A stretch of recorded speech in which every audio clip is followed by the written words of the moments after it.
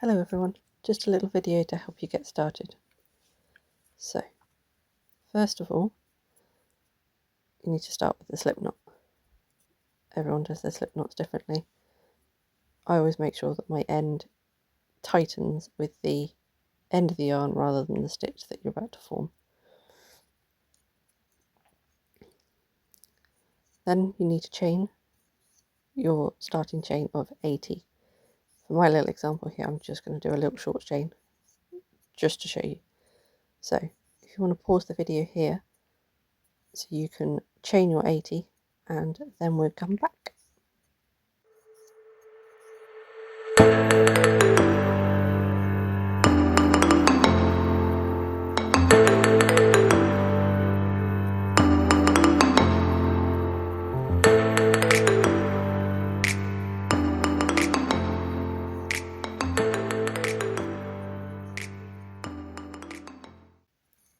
Alright, so remember everybody, you need to do your starting chain of 80 plus 1 as your turning chain. So here I have 21. Right, so next we need to work into the back loops. So not the two V shapes, but the back bumps, loops, whatever you want to call them. So technically one you wouldn't normally work into. But I find this gives you a better border when you finish your work. So you miss the first one and then you work into the back bump, we'll call it. It can be a little tricky, but once it's done, it's a lot nicer finish on that end. So I'm working along. Hopefully when you get to the end you'll have a total of 80 stitches. So you might want to pause the video and do your 80, because obviously my 20 is going to take a lot less time than your 80 will do. But as I say, this will give you a better finish in the end. Don't finish off just yet, because I need to give you a little hint as to how to progress with the next row.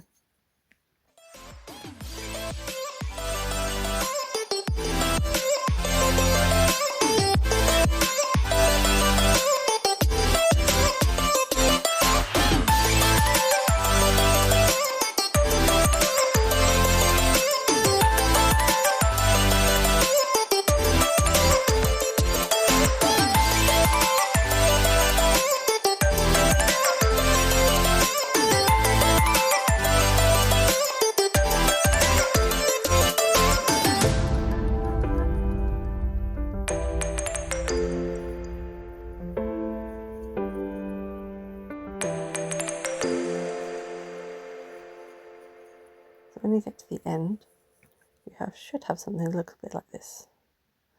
So you can see the V's at the top, and when I flip it you can see the V's on the bottom. This, working into the back bumps, creates this effect. So when you go to do a border, it will give you a nicer stitch to work into. So when you finish off, I tend to leave a loop, just because if you now cut this end, you could end up working into the wrong side of your chain, and it just gives it a slightly unusual finish. So I leave the loop there just so you can work to your other end. Once you've inserted your hook, you can then cut the other end. That's up to you. You can either work with it like this, or you can cut your other end now you've inserted your hook. But make sure you work into the stitches you've just formed rather than the starting chain. You need to work into both loops. So this is your border stitch. So I do a stitch just to attach, and then I do a single crochet or double crochet depending on which terms you use. So remember, that goes into both V's at the top of the stitch. Now from now on you'll be working into the back loops. So at the top of your V you can see 2 stitches, ignore the front one and work into the back one. Now you do your 78 single crochet in US terms, or double crochet in UK terms, depending on which you work. This is the same for left-handed and right-handed people. So if you want to work along your row to the end, and well, pause the video and work along to the end, and come back when you're done.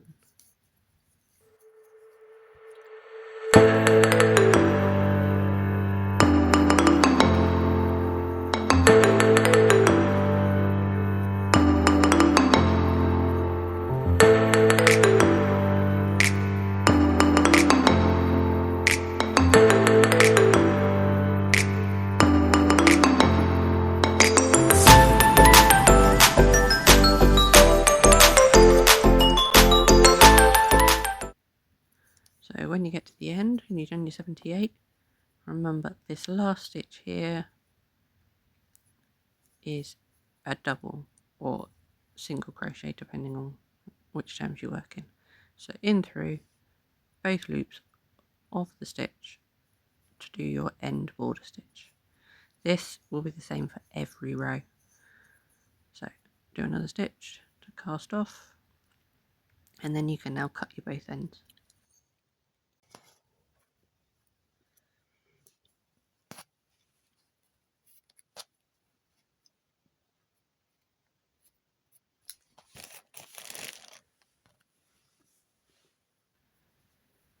Just remember when you cut them to pull at the loops, not yet ends, otherwise your stitches will unravel.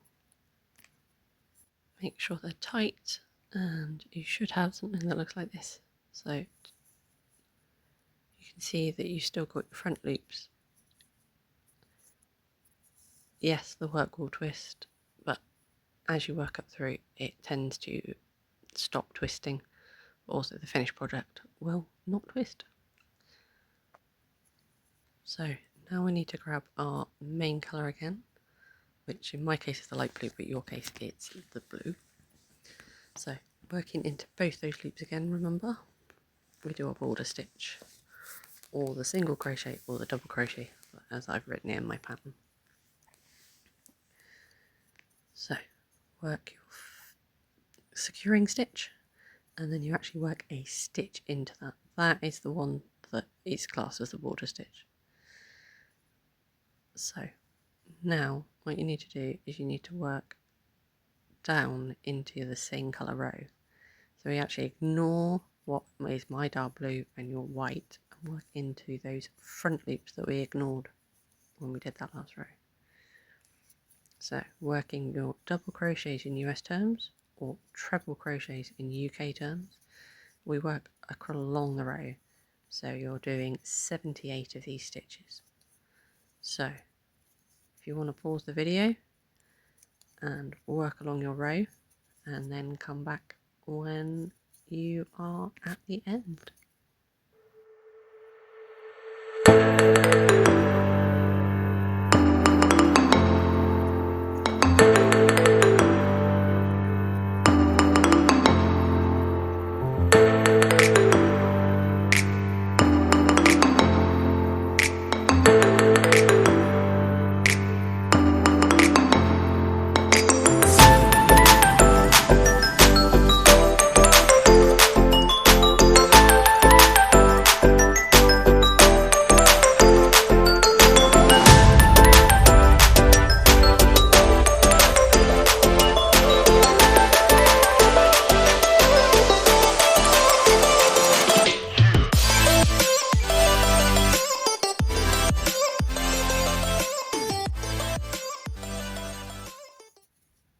So now we're at the last stitch. Remember, go through both loops, picking up to do your border. So both loops and either single crochet or double crochet through and finish off. And you can cut this end, leaving 4 or 5 centimeters depending on your choice. You should have something that looks like that. Obviously a bit longer, but this is how it should finish. And yes, this row does hide. You don't really do anything with this, but it's all part of the work, so you need to do it. So now we go back to our white colour. So leave an end. I probably left too much here, but that's up to you. Do your securing stitch and your border stitch. Remember, all these tails disappear at the end, so working into those back loops again, do a row of single crochets or double crochets all the way along the line, and come back when you get to the end, remembering to do your border stitch again.